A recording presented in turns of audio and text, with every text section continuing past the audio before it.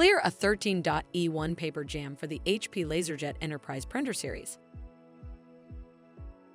A 13.E1 error code on the printer control panel indicates a paper jam in the output bin. If jammed paper is visible in the output bin, grasp the page with 2 hands and gently remove it. Open the rear door. Gently remove any jammed paper.